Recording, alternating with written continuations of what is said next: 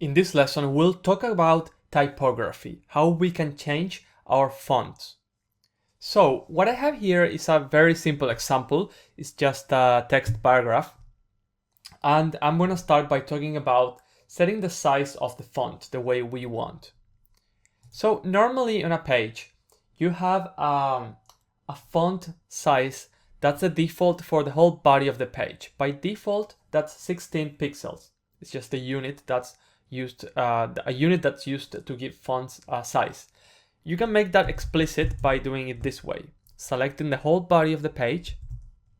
Remember that the body is basically everything on the page. So you select the body of the page and then font size, 16 pixels. You will see that nothing changes because that's really the default value, but you could make it different. You could make it something like 20 pixels and then it will look bigger. But let's leave it at the default. Then you can change the font of individual elements. And you can do so by using different units. You could specify them directly into pixels. But I'm going to teach you the one that's recommended these days so that you learn the right way from the start. So let's select this paragraph here. In this case, there's just one paragraph. So I'm going to select just by the tag, but you could use classes and IDs. So I'm going to give this a size of, if I give them 1 EM, that means that it's the same as the one of the parent, in this case, the body.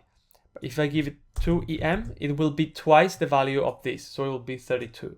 It will be twice as big. So that's a unit you can use, EMs.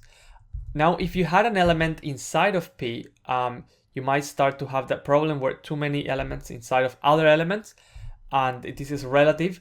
In those cases, you can always choose to just specify them in pixels, but there's also a newer unit called REM, which is like EM, but always from the root. So we can have elements inside of other elements, but we always consider this value from the very root font.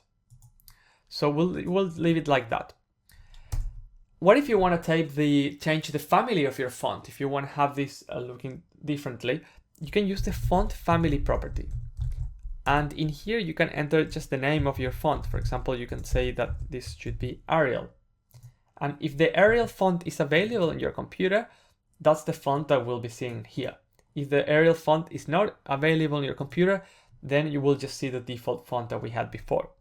But you could specify what happens if that font is not available. You could say that if that font is not available, we will show it with the Courier type of font, and so forth. So you could have different priorities.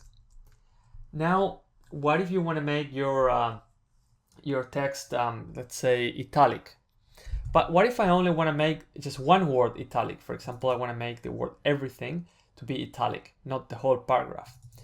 We can use a HTML tag that we haven't seen before just for that purpose.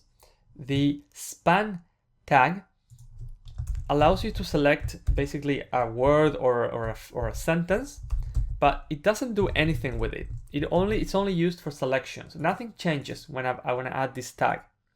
But I can give this an ID, for example, or a class. Let's say this is something important, or like a key point, for example. And then I can say that all the key points should be italic. To create an italic font, we use font style. And that gives us the option italic. So see how now we made this word italic. What if we also want to make it bold? We can use font weight and type in bold. So that will make it italic and bold. And if on top of that we want to underline that, we can use a property called text decoration. And that gives us some options, in one of which is underline. So we can underline that text as well. So as you can see, working with text with just these basic options will allow you to do anything, pretty much anything you want with text. There are more options as well. You can explore in the Mozilla Developer Network that I mentioned, some other alternatives, but this is really the basics. To summarize, there is the font sizing aspect. There are different options. You could, in theory, just use pixel on every single one, but these days it's recommended to use the relative units. So it could be REM, which always will be depending on this root value. In this case, it will be twice as much, but it could be, say, 2.5 times the amount, so you can have decimal numbers too. For font family, you can specify one or multiple fonts. If this font is not available, then it'll go on the next one. Or if there was a character here that wasn't present in this font, it will be shown using this font. And regarding decoration of the text, you can use you could add the decoration to all the text, but if you want to select just one word or one phrase, you can use span, give it a class, and then refer to that class here, select by class, and use options such as italic, bold, and underlining text as well.